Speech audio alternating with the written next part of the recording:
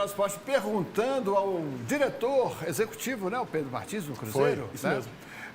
Sobre a SAF. A pergunta na coletiva foi do Gão. Qual foi a pergunta? Foi. Minha pergunta para ele foi o seguinte, né? Se existe algum departamento no Cruzeiro que monitora as ações e as diligências com a associação e qual é o projeto para o Cruzeiro entre 3 e 4 anos?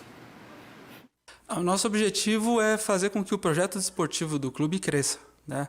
E quando você fala sobre isso, não é somente em melhorar a nossa posição dentro da tabela, mas é melhorar a posição dentro da tabela fazendo investimentos em infraestrutura, melhorando as condições de trabalho, dando cada vez mais suporte e condições para que a gente consiga ter umas categorias de base que sejam expoentes no futebol brasileiro, a gente consiga também melhorar cada vez mais as condições do futebol feminino, enfim. Quando você fala do desenvolvimento de um projeto, a gente não está só olhando na composição da equipe para a Série A, mas é óbvio que sempre que a gente olha os próximos anos, o nosso objetivo é crescer e fazer com que o Cruzeiro represente muito bem a sua torcida e comece a olhar também para títulos no médio e longo prazo.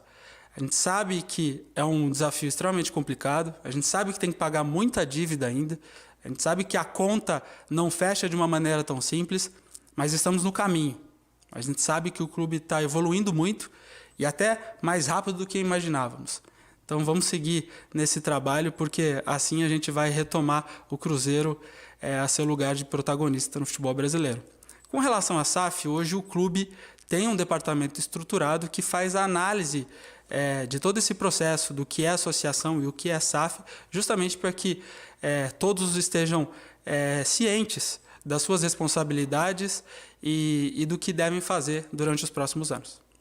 Em outras palavras, tudo que o Cruzeiro faz de repasse para a associação para pagamento de dívida é muito bem monitorado pela SAF. Assim a gente espera aí, né, sem dúvida nenhuma. Agora, o que me interessa em relação ao que o Pedro falou, é que ele está muito antenado para tudo que acontece dentro do clube. Eu fiz uma pergunta de um modo geral, ele respondeu também em relação ao futebol feminino, o que me deixa muito contente também a atenção que dá para as meninas.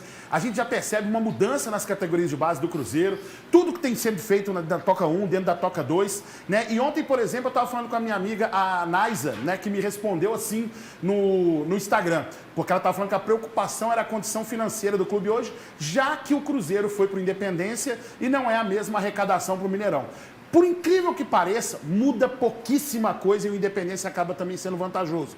Porque no Mineirão você tem que gastar ali praticamente 500 mil, 600 mil reais, até 700 mil reais de uma renda ali de 1 milhão e 200 mil.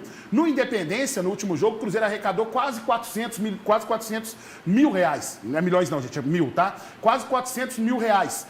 O grande, o que os clubes recebem bastante é de direitos de televisão e do seu sócio-torcedor também, que movimenta bastante. Sabe como? Bilheteria acaba sendo um aditivo no futebol brasileiro e por isso o Ronaldo tem brigado tanto por melhorias em termos de condição da Minas Arena. O que eu acho interessante hoje também, e posso falar para todo mundo, que quando você tem uma SAF, você não tem ninguém que fala com demagogia, e igual político, que é aquilo que o torcedor quer ouvir. Ele fala o que o torcedor precisa ouvir.